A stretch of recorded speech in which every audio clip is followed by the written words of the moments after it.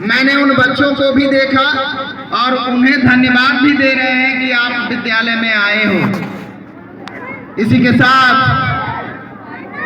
हम चाहेंगे कि हमारे अध्यापक उन बच्चों को जिन पर सहयोग के लिए रखा गया है, बोला गया है, आप सहयोग करिए और बेटा लाइन लगाकर अपनी जगह पर बैठ जाओ। आप सभी 2 मिनट केवल बैठ जाइए, बस एक लाइन लगाइए बेटा, कोई इधर उधर नहीं होना चाहिए, ना यहाँ कोई छोटा है ना यहाँ कोई बड़ा है।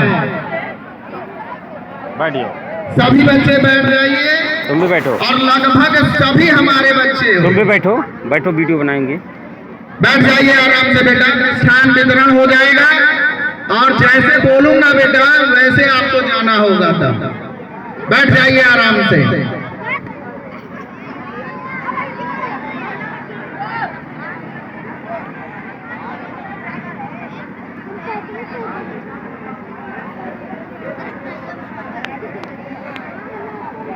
देख सकते हैं विद्यालय में बच्चे सब लोग बड़ी परिश्रम से और बड़े लगन से देखिए पढ़ते हैं और एक भावना में रहते हैं। कोई भेदभाव नहीं होता है स्कूल में और बड़ी लगन और मेहनत से बच्चे पढ़ते हैं इस विद्यालय में।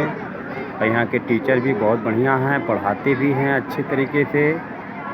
ये हमारा गांव ग्राम सिरासा था में स्कूल है।